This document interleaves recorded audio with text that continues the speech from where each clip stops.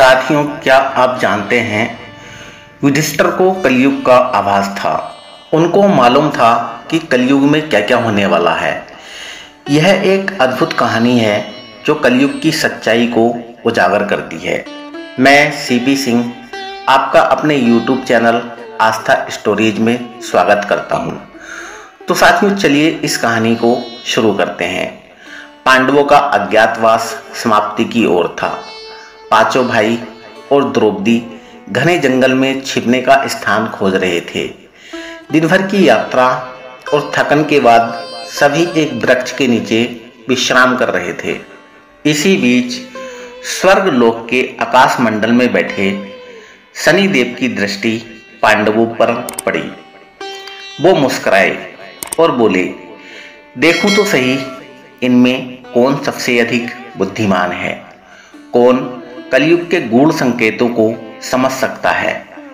उन्होंने अपनी माया से एक रहस्यमय महल की रचना की जो देखने में तो स्वर्णिम, अद्भुत और आकर्षक था। यह महल 4 दिशाओं में फैला था, पूरब, पश्चिम, उत्तर और दक्षिण। हर कोने में एक अलग रहस्य छिपा था। भीम की नजर सबसे पहले उस महल पर पड़ी। उन्होंने युधिष्ठिर से कहा, भैया, क्या मैं जाकर देख सकता हूं? कितना अद्भुत है वो महल, देखिए। युधिष्ठिर मुस्कुराए, जा सकते हो, पर सतर्क रहना। भीमसेन महल के द्वार पर जा पहुंचे, जहां एक अजनबी दरबान खड़ा था। वास्तव में वो स्वयं शनिदेव थे। दरबान बोले, इस महल को देखने की 3 शर्तें हैं। पहली, केवल एक ही कोना देख सकते हो। दूसरी, जो देखा उसका सार्थक अर्थ बताना होगा।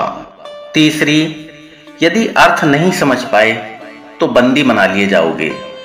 भीम ने जोश में कहा, मंजूर है। वह पूरब दिशा की ओर गया। वहां उसने देखा एक बड़ा कुआं और 2 छोटे कुएं। बीच का बड़ा कुआं उफनता और दोनों छोटे कुएं पानी से भर जाते। फिर थोड़ी देर बाद छोटे कुएं उफनते और बड़ा कुआं आधा खाली हो जाता। भीम ने यह दृश्य कई बार देखा, लेकिन समझ नहीं पाया। वह लौट आया और बोला, मैंने पेड़, फूल और पशु देखे, पर यह कुएं का रहस्य मेरी समझ से बाहर है। दरबान बोला, तुम शर्त हार गए, अब तुम बंदी हो। अब अर्जुन आया। उसने शर्तें सुनी और पश्चिम दिशा की ओर गया। वहां उसने देखा एक खेत जिसमें बाजरे के पौधे पर मक्के की फलियां लगी थीं और मक्के के पौधे पर बाजरे की बालियां। वह चकित रह गया। यह प्रकृति के विरुद्ध था, परंतु अर्थ न समझ सका। वह भी बंदी बना लिया गया। अब नकुल पहुंचा उत्तर दिशा में। वहां उसने देखा सफेद गायें अपनी ही छोटी बच्चियों का दूध पी रही थीं। बच्चियां असहाय खड़ी थीं। यह दृश्य उसके लिए विचित्र और दुखद था। वह भी अर्थ न जान सका और बंदी बना लिया गया। अब सहदेव उन्हें खोजते खोजते महल जा पहुंचे। उन्होंने भी दरबान की वही 3 शर्तें सुनी। वह दक्षिण दिशा की ओर गए। वहां देखा एक सोने की बड़ी चट्टान एक छोटे चांदी के सिक्के पर डगमगा रही है, पर गिरती नहीं, टिकी हुई है। वह सोच में पड़ गया, इतना भारी सोना इतनी नाजुक चांदी पर कैसे टिका है। वह भी उत्तर न खोज सका और बंदी बना लिया गया। चारों भाई नहीं लौटे तो युधिष्ठिर को चिंता हुई। द्रौपदी साथ थी। दोनों महल पहुंचे। दरबान ने कहा, तुम्हारे चारों भाई बंदी हैं, शर्तें पूरी नहीं कर सके। युधिष्ठिर ने प्रत्येक से उनका देखा हुआ पूछा। भीम ने कहा, एक बड़ा कुआं 2 छोटों कुओं को भरता है, पर जब छोटे कुएं उफनते हैं तो बड़ा कुआं खाली हो जाता है। युधिष्ठिर ने आंखें बंद की और कहा, यह कलयुग का प्रतीक है। एक पिता 2 बेटों का पेट भर देता है, पर 2 बेटे मिलकर एक पिता का पेट नहीं भर पाते। भीम को मुक्त कर दिया गया। युधिष्ठिर अब अर्जुन के पास पहुंचे।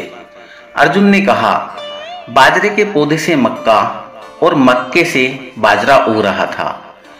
युधिष्ठिर बोले, कलयुग में वंश परंपरा उलट जाएगी।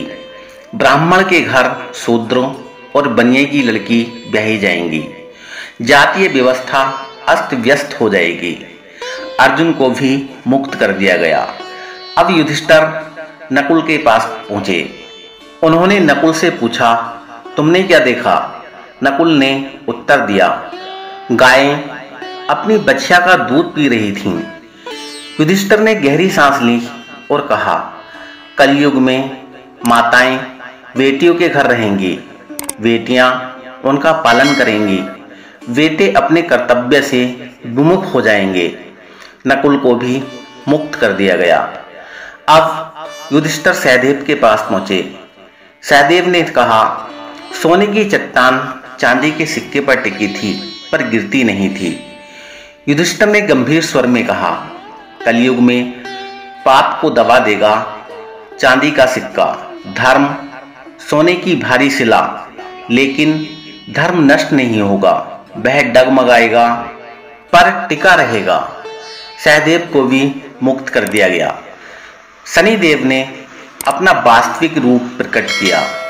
हंसते हुए उन्होंने कहा, धर्मराज युधिष्ठिर, आपने सिद्ध कर दिया कि बुद्धि और धर्म के बल से हर माया का रहस्य जाना जा सकता है। यह कलयुग में भी सत्य रहेगा।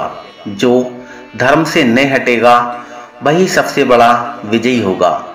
यह कथा सिर्फ मनोरंजन की नहीं बल्कि गहन सच्चाई का आईना है।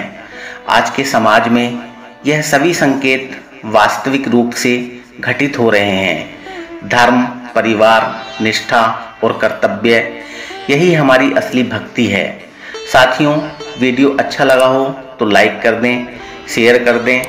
चैनल पर नए हों तो चैनल को सब्सक्राइब कर लें। धन्यवाद।